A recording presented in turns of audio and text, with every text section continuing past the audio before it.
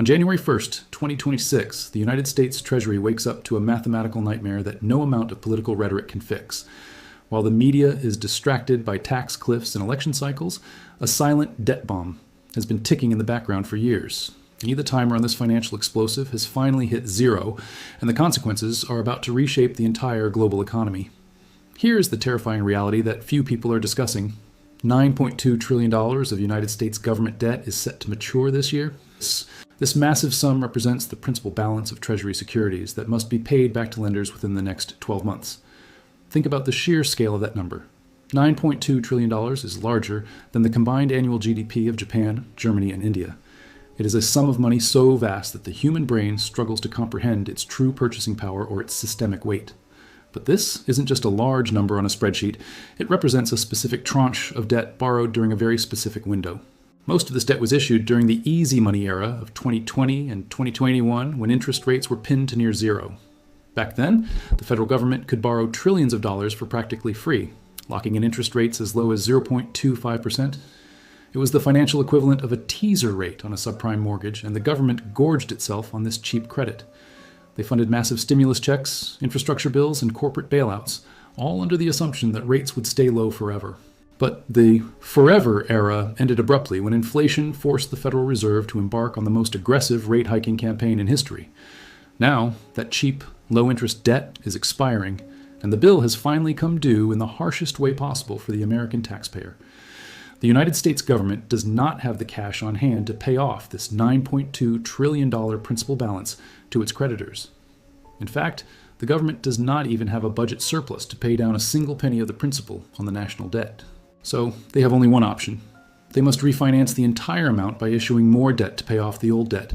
They have to issue new bonds to pay off the maturing bonds, a process known in finance as rolling over the national paper.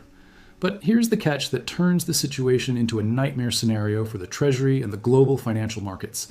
They are refinancing 0.25% debt into a market where rates are now sitting at 4.5%, or even 5.0%. This is the refinancing cliff, and it is mathematically guaranteed to explode the federal budget deficit into uncharted territory this year. Imagine if you had a $500,000 mortgage at a 2% interest rate, costing you roughly $1,800 per month in interest and principal. Now imagine your bank tells you that you must refinance that entire loan tomorrow at a new market rate of 7%. Your monthly payment would instantly jump to over $3,300, nearly doubling your housing expense overnight without any change in your income. This is exactly what is happening to the United States government right now, but on a catastrophic scale of $36 trillion, the interest expense line item in the federal budget is now the fastest growing category of spending in all of American history.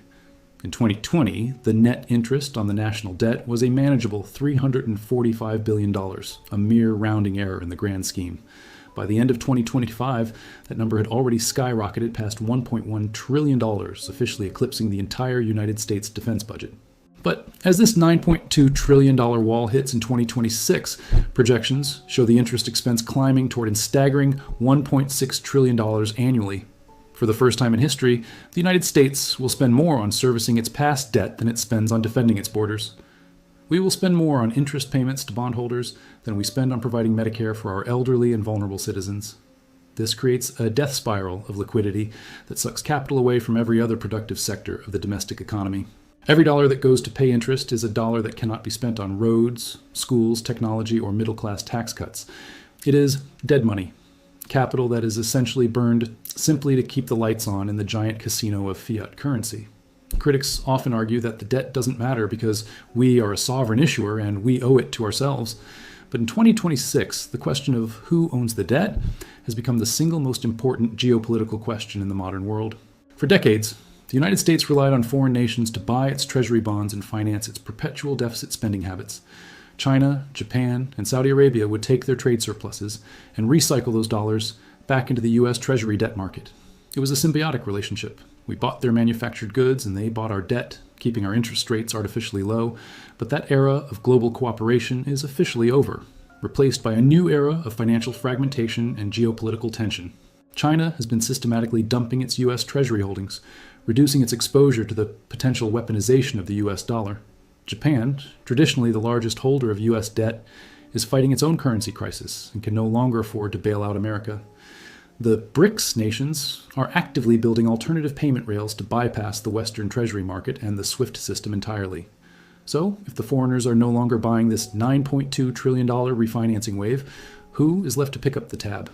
Domestic banks are already stuffed to the gills with government paper, sitting on massive unrealized losses from previous rate hikes.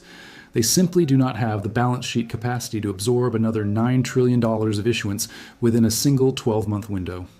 Individual American investors can buy some bonds, but they do not have $9 trillion of spare cash lying around in their savings. This leaves a massive liquidity air pocket in the market, a dangerous void where there are far more sellers than buyers. When there are more sellers than buyers for government bonds, the price of the bond collapses in the open market.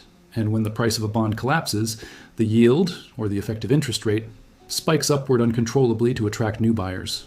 This is the nightmare scenario for the Treasury, a failed bond auction where no one shows up to buy the national debt.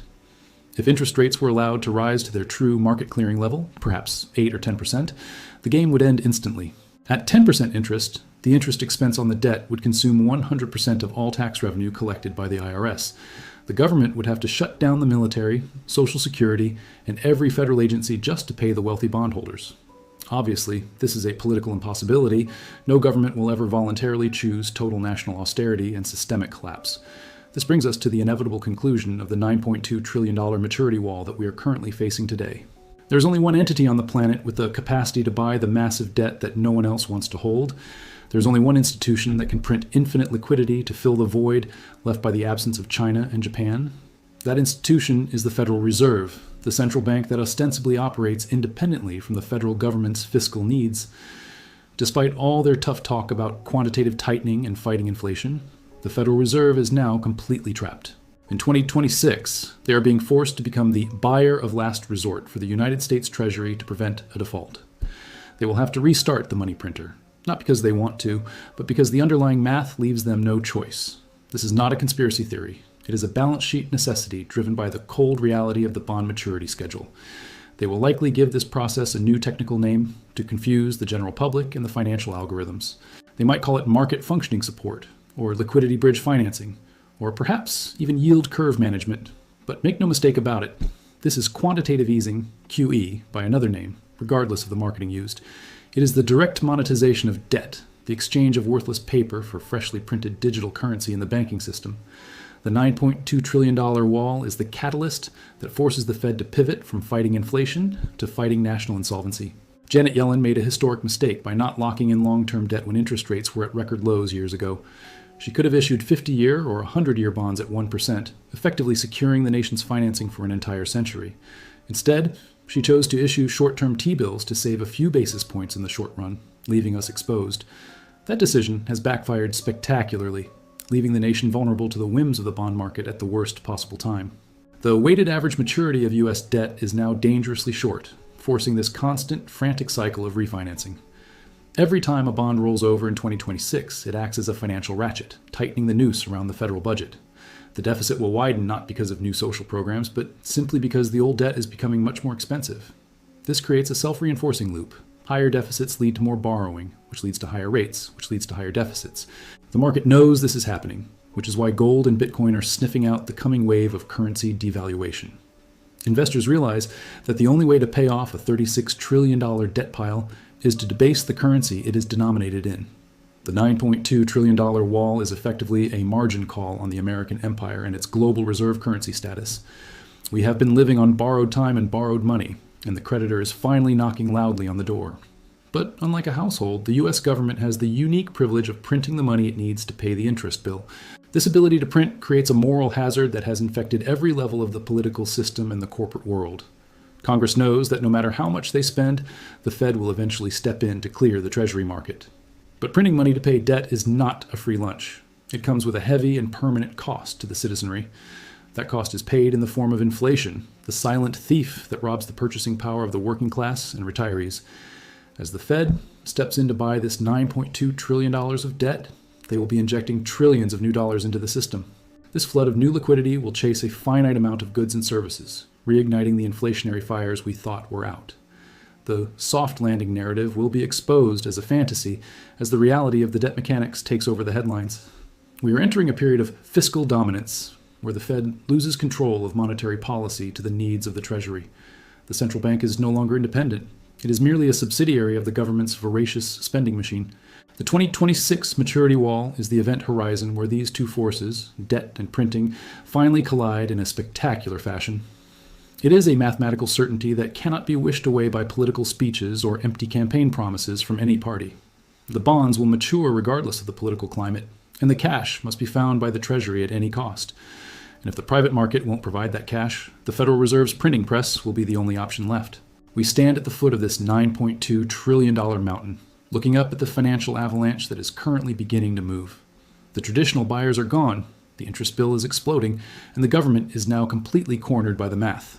The nightmare is just beginning, and the financial landscape of 2026 will look nothing like the years that came before it. The Fed is trapped, and their only escape route involves sacrificing the long-term value of the American dollar.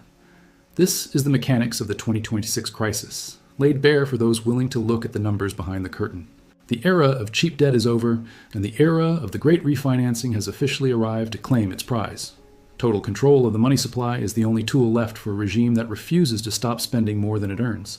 The $9.2 trillion wall is the final warning for anyone holding paper assets in a world governed by debt monetization. While the Federal Reserve fights a mathematical war against the bond market, the American people are fighting a daily war for survival. Economists call this period a soft landing, but for the average family, it feels more like a silent depression in 2026. The term depression usually conjures images of soup lines and 25% unemployment, but the modern version is far more insidious. In this depression, everyone has a job, but that job no longer covers the basic cost of living for a standard household. The unemployment rate remains low, masking the reality that millions are working 2 or 3 jobs just to stay afloat every month. This disconnect between official government statistics and the lived experience of the citizenry is the hallmark of this ongoing financial crisis. The root cause is the cumulative effect of the inflation that began in 2021 and never truly evaporated from the domestic system. Government officials celebrate when inflation cools from 9% to 3%, pretending the entire problem is now permanently solved. But they are ignoring the simple math. Prices did not go down, they just stopped going up quite as fast as before. The 20% jump in grocery prices and the 40% jump in rents are now permanent fixtures of the modern economy. A family earning $60,000 in 2026 has the purchasing power of a family earning only $45,000 just a few short years ago. This is the silent depression, a steady, invisible erosion of wealth that doesn't show up in the headline GDP growth numbers. Nowhere is this crisis more visible or more dangerous than in the American housing market, which has reached a breaking point. By 2026, the housing market has become a frozen, bifurcated dystopia of the haves and the have-nots across the entire nation. On one side, you have the golden handcuff generation, homeowners who locked in 3% mortgages before the 2022 rate hikes. These people are effectively trapped in their homes. They cannot sell because they cannot afford to swap for a 7% rate. This has created a historic collapse in housing inventory, as millions of homes are kept off the primary market indefinitely. On the other side, you have the renter class, young families who are mathematically locked out of ownership for the foreseeable future. With interest rates stuck near 7% due to the Treasury's refinancing needs, the monthly cost of a home has doubled. To buy the average home in 2026 requires an income of over $120,000, a threshold that fewer than 20% meet. This is not a typical market cycle. It is a fundamental breakage of the American dream social contract for the youth. When a generation realizes that hard work will no longer result in property ownership, social cohesion begins to unravel very quickly. But the real ticking time bomb in real estate isn't residential. It is the $1.5 trillion wall in commercial real estate. Just like the federal government, commercial landlords borrowed trillions of cheap dollars to buy office towers and aging strip malls. Those loans are now coming due in 2026, and the buildings are worth far less than the debt currently owed on them. Remote work has left office towers empty, destroying the cash flow needed to service the loans and maintain the physical property. Normally, banks would step in to refinance these properties, but the banks are paralyzed by their own internal silent crisis. U.S. banks are sitting on over $337 billion in unrealized losses on their own balance sheets, according to recent audit data. They took customer deposits and bought safe Treasury bonds in 2021, only to see the value of those bonds crash. Now, these zombie banks are too terrified to lend, tightening credit conditions for every single small business in America. If they were to mark their assets to market value today, many of them would be technically insolvent within 24 hours. So they pretend the losses don't exist, hoping the Fed will cut rates before the commercial real estate wall finally collapses. But the Fed cannot cut rates aggressively because of the $9.2 trillion Treasury wall that must be financed by the government. If the Fed cuts rates to save the banks, inflation will roar back, destroying the bond market and the dollar instantly. If the Fed keeps rates high to save the bond market, the banks and commercial real estate sector will certainly implode. This rock and a hard place scenario is trapping the economy in a state of permanent stagnation and high living costs. The K-shaped recovery of the early 2020s has mutated into a K-shaped collapse for the American middle class. The top 10%, who own assets and collect interest, are seeing their nominal wealth hit record highs every single month. The bottom 90%, who pay rent and pay interest, are being crushed by the highest cost of capital in a generation. This brings us to the most terrifying aspect of the 2026 landscape: the retirement trap for the elderly and the aging. For 40 years, the 60-40 portfolio, 60% stocks, 40% bonds, was the gold standard for any retirement planning. It worked because when stocks went down, bonds usually went up, providing a safety net for the average retiree's savings. But in 2026, that correlation has broken down completely because inflation hurts both stocks and bonds at the exact same time. Pension funds, which manage the savings of teachers, firefighters, and police officers, are facing a massive solvency crisis right now. They assumed they would earn 7% returns every year forever, but the volatile market is simply failing to deliver. To make up for the shortfall, these funds are reaching for risk, buying complex private credit and highly illiquid assets. They are doubling down on the very same commercial real estate debt that is currently about to default across the country. This reach for yield is creating a systemic fragility that puts the retirement security of millions of Americans at high risk. The Social Security Administration is also watching the clock, as the trust fund's depletion date races closer with every budget. With the interest on the national debt eating up the general budget, the political will to bail out Social Security is vanishing. The government simply does not have the fiscal space to rescue everyone at the same time in this current economic environment. They have to choose between saving the bond market, saving the big banks, or saving the retirees who depend on them. History tells us that in a major crisis, the government always prioritizes the bond market and the banks over the people. This leaves the average citizen exposed to the full brunt of the silent depression without any real safety net. We are seeing the rise of shadow banking, unregulated lenders stepping in where traditional banks now fear to tread. This creates a hidden leverage in the system that the Federal Reserve cannot track or properly control during a liquidity event. When this shadow leverage breaks, it will happen fast, likely triggered by the commercial real estate defaults in the coming months. The corporate sector is also facing its own maturity wall, and with junk-rated companies needing to refinance billions in high-interest debt. These zombie companies have survived for years, only because interest rates were kept artificially low by the Federal Reserve. Now, facing 8% or 9% borrowing costs, they will be forced to liquidate, driving up the unemployment rate. This is the feedback loop that the Fed is desperately trying to avoid, but the mathematical reality is relentless and cruel. The $9.2 trillion Treasury wall sucks all the oxygen out of the room, leaving no credit available for the private sector. Small businesses, the true engine of the economy, are being starved of capital, leading to a slow-motion freeze in hiring.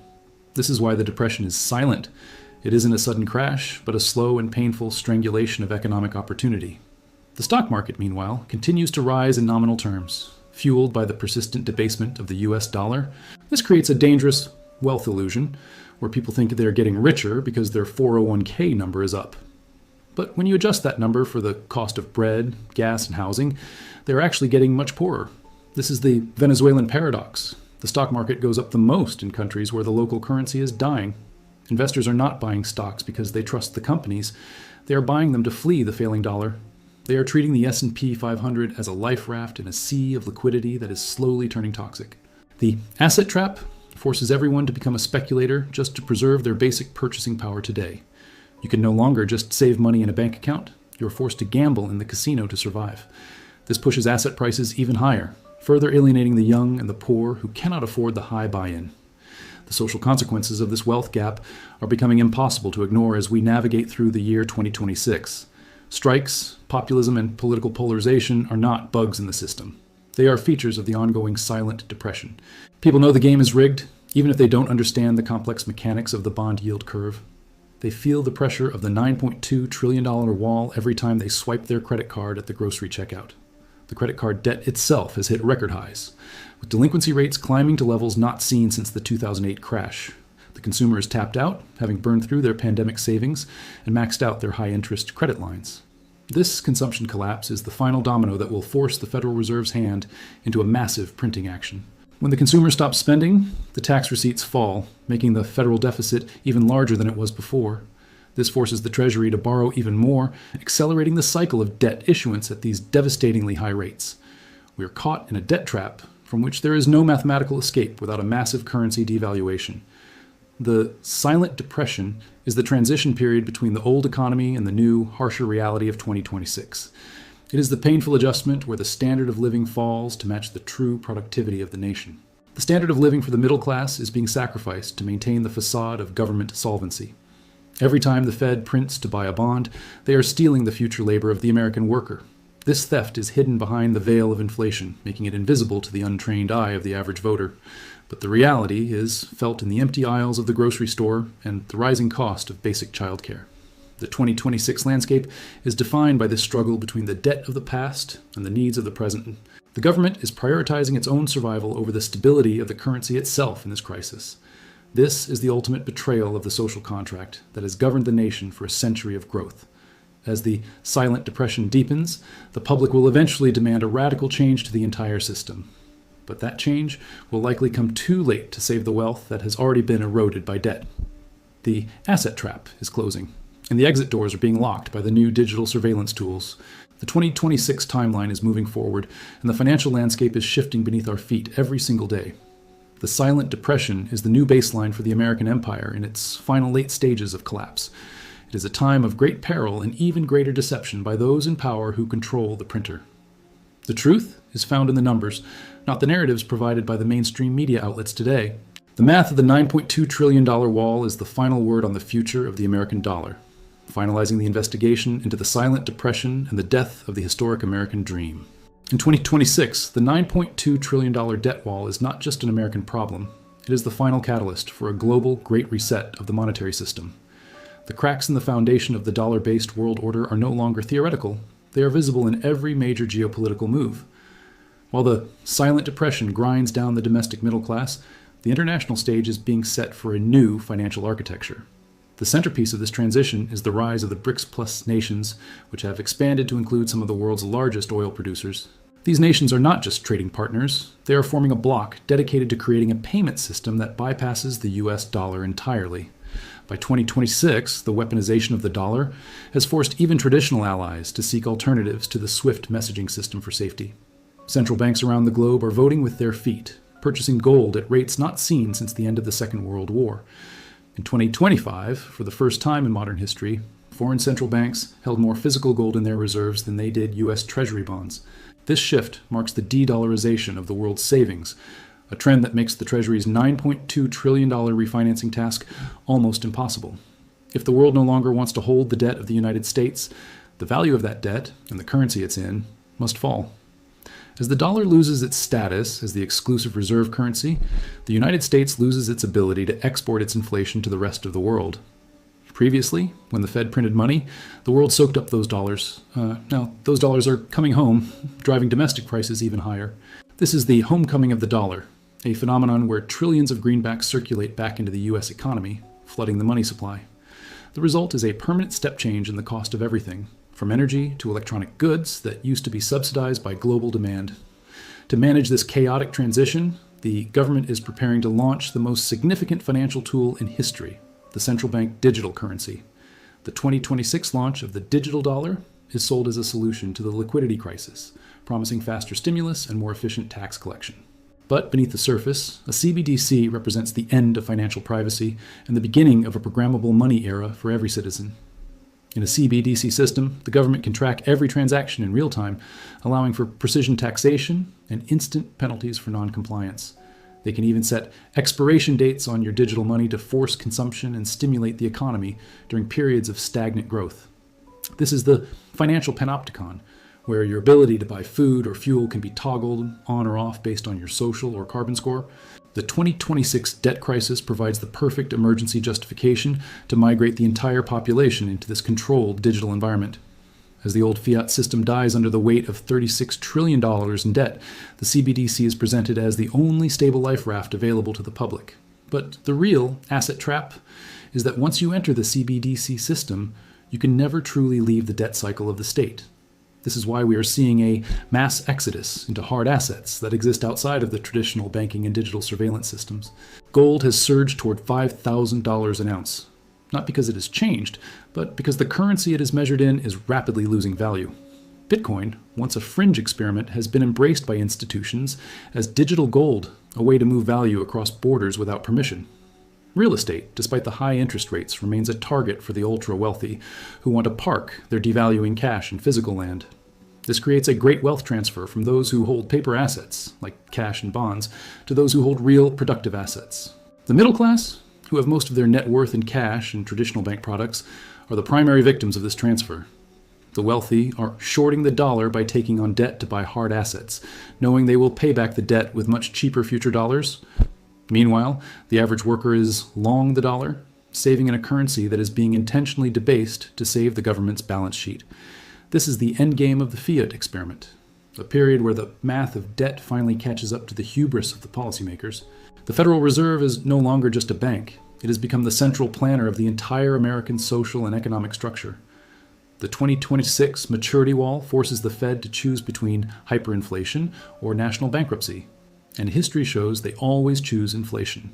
They will choose to sacrifice the purchasing power of the dollar to ensure that the government can continue to make its interest payments. This is a slow-motion default, where you get your money back, but the money no longer buys what you thought it would buy. The $9.2 trillion of debt will be paid, but it will be paid in gnome dollars, currency units that have been stripped of their former value. The global markets are already pricing this in, leading to the commodity supercycle that is driving up the price of oil, copper, and food. Every country is now in a race to the bottom, devaluing their own currencies to stay competitive in an increasingly fractured trade environment. The Bretton Woods III era is characterized by a return to commodity-backed money, where what you produce matters more than what you print. Nations with resources, oil, minerals, and grains, are the new kings of the global economy, while debt-laden nations are the new beggars. The United States, despite its massive debt, still possesses incredible resources, and the world's most powerful military to defend them. But the financial hegemony that allowed the U.S. to live beyond its means for 50 years is officially disintegrating in the year 2026. We are moving from a unipolar world to a multipolar one, where the dollar is just one of many regional currencies used for trade. This means that Americans must learn to live within their actual productive means for the first time in 3 generations. The adjustment period will be characterized by higher costs, lower consumption, and a necessary return to local manufacturing and resilience. The silent depression is the psychological and economic toll of this massive, unavoidable adjustment to a new global reality. It is the death of the unlimited credit lifestyle and the rebirth of scarcity economics for the average household in the West. The $9.2 trillion wall is the final boundary of the old world, and crossing it requires a complete reimagining of what money actually is. For the individual, the goal is no longer growth in nominal terms, but preservation in real physical terms. If your portfolio grows by 10%, but the cost of living grows by 15%, you are losing the war for your financial future. In 2026, the most valuable assets are unencumbered assets, things you own outright that do not require someone else to pay a debt. Debt-free land, physical precious metals, and self-custodied digital assets are the lifeboats for the coming currency transition. The government will attempt to discourage this exit by implementing capital controls and exit taxes to keep wealth within the system. They need your capital to stay in the banks and the Treasury market to help them finance the $9.2 trillion rollover. This is the financial repression phase, where interest rates are kept below the rate of inflation to slowly erode the value of debt. It is a tax on savers, a way to transfer wealth from the prudent to the profligate without passing a single law in Congress. As the $9.2 trillion wall is scaled, the volatility in the markets will reach levels that trigger circuit breakers on a weekly basis. The liquidity crisis will morph into a solvency crisis, as entities realize that the new high interest rates are here to stay. The era of free money is dead, and the era of expensive survival has begun for every corporation and government on Earth. Those who prepared for the maturity wall will find themselves in a position to acquire assets at generational lows in real terms. Those who ignored the math will be swept away by the debt avalanche that is currently gaining speed. The year 2026 will be remembered as the moment the American century officially transitioned into something entirely new and uncertain. The dollar may survive, but the dollar standard, as we knew it, is already a ghost in the machine of global finance. The $9.2 trillion wall is not just a hurdle, It is the end of the track for the current debt-based monetary system. We are watching the Great Reset happen in real time, one bond auction and one grocery bill at a time. The deception of soft landings is over, and the reality of hard math has taken the wheel of the global economy. Your strategy for 2026 must be based on the world as it is, not the world as the politicians wish it to be. The $9.2 trillion wall is coming for every dollar you own, and only those with a hard asset shield will remain standing. This is the conclusion of our investigation into the 2026 financial collapse and the $9.2 trillion maturity wall. The numbers don't lie, even when the people in charge of them do so on a daily basis. The future belongs to the prepared, while the past belongs to those who believe the debt could grow forever.